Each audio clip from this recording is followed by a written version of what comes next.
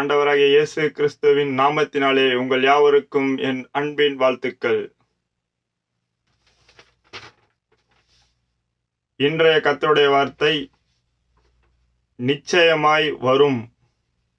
வாங்கள் கர்த்தருடைய வார்த்தைக்குள்ளே போகலாம். நிதானமாக பொறுமையாக முழுவதையும் பாருங்கள், கேளுங்கள்.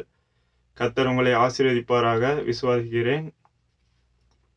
குறித்த காலத்துக்கு தரிசனம் இன்னும் வைக்கப்பட்டிருக்கிறது. முடிவிலே அது விளங்கும். அது பொய் சொல்லாது. அது தாமதித்தாலும் அதற்கு காத்திரு. அது நிச்சயமாய் வரும். அது தாமதிப்பதில்லை. ஆபக்கூக் 2:3. வீடு இல்லையா? நிச்சயமாய் வரும். உணவு இல்லையாய்? நிச்சயமாய் வரும். பணம் இல்லையா? நிச்சயமாய் வரும். குழந்தை இல்லையா? நிச்சயமாய் வரும்.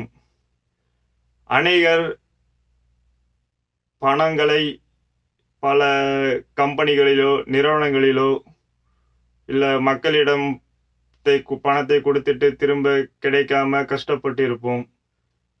தாமதித்தாலும் நிச்சயமாக வரும். இடங்களை நாம் அநேகருக்கு கம்பெனிக்கோ இல்லை தொழில் பண்ணுறவங்களுக்கோ இல்லை நம்ம தெரிந்தவர்களுக்கோ பயன்படுத்திக்க இடங்களை நாம் கொடுத்துருப்போம்.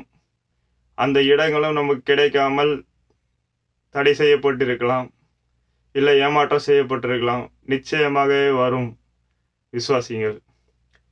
படிப்பை இழந்திருக்கலாம், வேலையை இழந்திருக்கலாம், தொழில் நாம் இழந்திருக்கலாம், இல்லை நம்மிடமிருந்து பறிக்கப்பட்டிருக்கலாம்.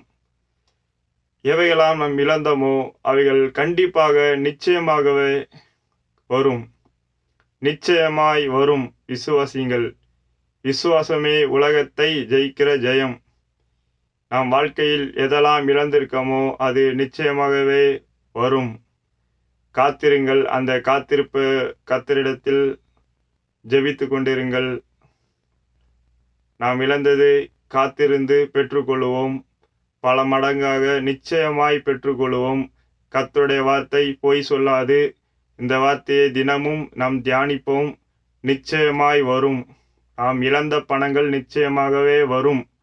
நம்மிடமிருந்து ஏமாற்றப்பட்ட இடங்களோ இல்லை வேலை பறிப்போ இல்லை படிப்பு நம்ம படிக்க முடியாமல் தடை செய்யப்பட்டதோ எதுவாக இருந்தாலும் நிச்சயமாகவே வரும். குறித்த காலத்திற்கு தரிசனம் இன்னும் வைக்கப்பட்டிருக்கிறது.